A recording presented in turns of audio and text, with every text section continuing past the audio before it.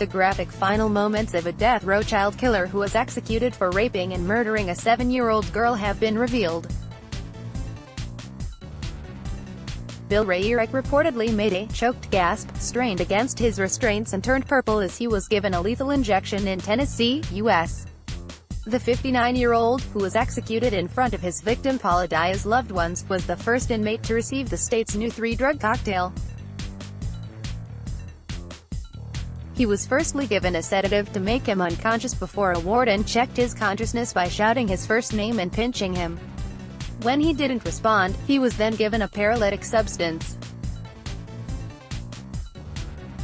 Ray Irick reportedly made a choked gasp and strained against his restraints as he was executed last month. Image, Tennessee Department of Correction. He had spent more than 3 decades on death row for raping and murdering 7-year-old Paula Dyer. Image, WBIR. Finally, as he lay strapped to a gurney with some of Paula's relatives and media witnesses looking on, Irick received lethal drugs to stop his lungs and heart. The execution took place on the evening of August 9. Witnesses entered the viewing chamber at around 6:45 p.m., before the blinds were lifted. After the first step of the lethal injection was carried out, Irick's breathing grew labored, according to court documents seen by the Washington Post. Reporter Stephen Hale, a witness to the execution, recalled how at one point the sedated prisoner was snoring loudly, and appeared to be almost sleeping.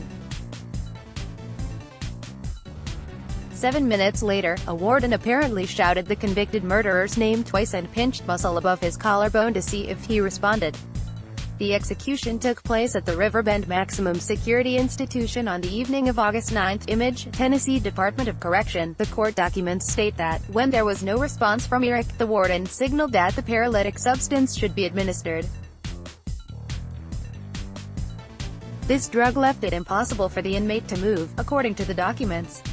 Around 3 to 4 minutes later, he was given the drugs to kill him. However, after being given the lethal substances, he reportedly began moving. He made a sound, like a choked gasp, and strained against the restraints. Then a movement with his head, then nothing, recalled Mr. Hale. During the execution, Irick was held down by straps over his chest and arms. The Tennessean reports that his face also turned a dark purple color, while witnesses apparently saw him coughing and gasping for air.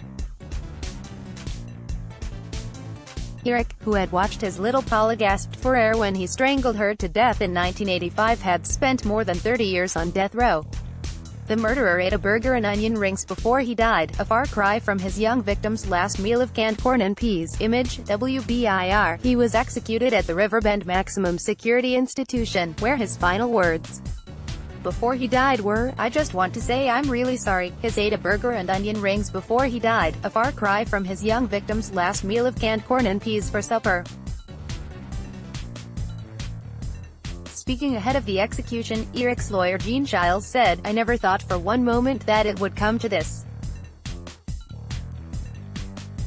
I never did." Last month, following the inmate's death, a new legal challenge to Tennessee's execution process was filed, according to the newspaper. In the federal lawsuit, other death row prisoners claimed the state tortured Irick to death and suggested a firing squad would be more humane. Such a squad can be implemented because the Big Buck shooting range is located on the grounds of Riverbend Maximum Security Institution and can easily accommodate the equipment required for an execution, the lawsuit says. The electric chair is currently the legal alternative to lethal injection. Irick, who had lived with Paula's mom and stepdad, Kathy and Kenny Jeffers, was supposed to be looking after the little girl when he murdered her. She was discovered half-naked on her mother's bed in April 1985. She was taken to hospital, where doctors battled for 45 minutes to save her in vain. Kathy and Kenny had taken Irick under their wing when he was 26 years old, after reportedly hearing of his traumatic childhood. On the morning of the murder, he had argued with Kathy and she kicked him out. However, although hesitant, the mother had no choice but to let him babysit while she went to work as no one else was available. Just hours later, Irick called Kenny and told him he couldn't wake Paula up. He was convicted in 1986 of raping and murdering the child. Irick's execution was watched by some of his victims' family members. Image, Tennessee Department of Correction. A judge described the incident as the most brutal case in his career. A jury of 8 men and 4 women sentenced Irick to die in the electric chair, which was scheduled for May 4, 1987, according to News.com. But over the following decades, the case was postponed amid ongoing debates around acceptable methods of execution, and last-ditch appeals including claims of new evidence and testimonies that Irick suffered from mental illness. Before he finally died last month, the murderer requested his final meal to be a super deluxe burger with onion rings and a Pepsi.